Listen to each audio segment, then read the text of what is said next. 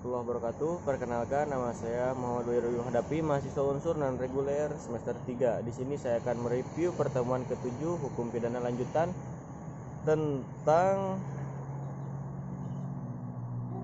perbarengan atau gabungan tindak pidana semen loop atau konkursus part 2. Pengaturan perbarengan gabungan TP diatur dalam buku 1 KUHP bab 6 pasal 63 sampai 71. Perbarengan peraturan kursus idealis diatur dalam pasal 63 KUHP. Yang kedua, perbuatan berlanjut atau vorteges handling diatur dalam pasal 64 KUHP. Perbarengan perbuatan konkursus realis diatur dalam pasal 65 sampai dengan 71 KUHP. Konkursus idealis dan konkursus realis adalah bentuk konkursus murni, sedangkan perbuatan berlanjut vortex handling adalah bentuk konkursus tidak murni.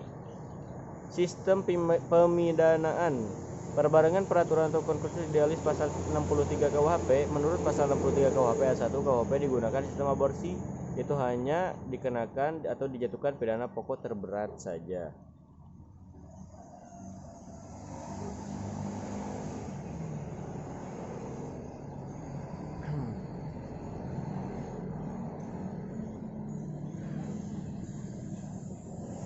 Adapun yang ketiga, perbarengan peraturan kursus idealis pasal KUHP. Sistem pemidanaan seperti ini dinamakan aborsi murni atau hisapon murni, yaitu pidana yang terberat menghisap pidananya yang ringan.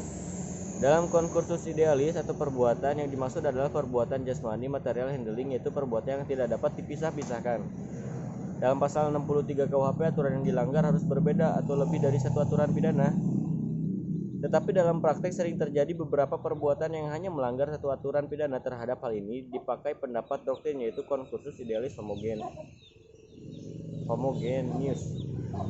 B. Perbuatan berlanjut vorteges handling. Menurut pasal 64 ayat 1 berlaku sistem aborsi, yaitu hanya dikenakan satu aturan pidana saja. Dan jika berbeda-beda dikenakan ketentuan yang memuat ancaman hukuman pidana pokok yang terberat. Pasal 64 ayat 2 merupakan aturan khusus dalam pemalsuan dan perusakan mata uang. Pasal 64 ayat 3 merupakan ketentuan khusus dalam hal kejahatan-kejahatan ringan yang merupakan perbuatan berlanjut. Menurut MPT, syarat perbuatan berlanjut adalah ada niat yang merupakan perbuatan yang terlarang. Yang kedua, di antara perbuatan-perbuatan tersebut dilakukan tidak terlalu lama. Yang ketiga, tindak pidana yang dilakukan harus sejenis. Contoh kasus dalam perbuatan berlanjut vorteges handling, seorang pembantu yang mencuri uang milik majikannya yang tersimpan di lemari berupa uang lembaran 10.000 yang berjumlah 1 juta, dan uang tersebut tidak diambil pembantu secara sekaligus, akan tetapi mengambilnya dalam sehari 3 helai saja. Nah, setelah 3 hari mencuri, keburu ketahuan oleh majikannya. Untuk kasus ini hanya dikenakan satu pasal saja terhadap pembantu tersebut, yaitu pasal 362 KUHP. Perbarengan perbuatan konkursus realis diatur dalam pasal 65 sampai dengan 71 KUHP.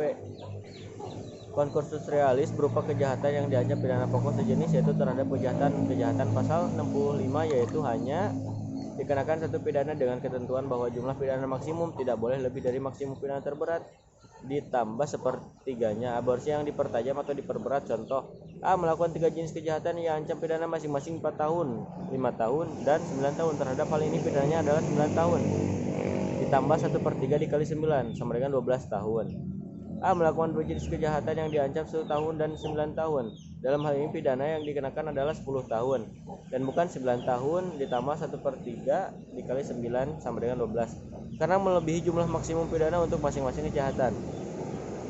Contoh: Joni melakukan pencurian dengan ancaman hukumannya pidana 5 tahun, melanggar pasal 362 KUHP, dan Joni juga melakukan pemerkosaan, melanggar pasal 285 KUHP yang ancaman hukuman pidananya 12 tahun, serta Joni membunuh si korban melanggar pasal 338 KUHP dengan ancaman hukum pidananya 15 tahun. Terhadap perbuatan ini Joni dijatuhi hukuman pidananya 15 tahun ditambah 1/3 dikali 15 sama dengan 20 tahun.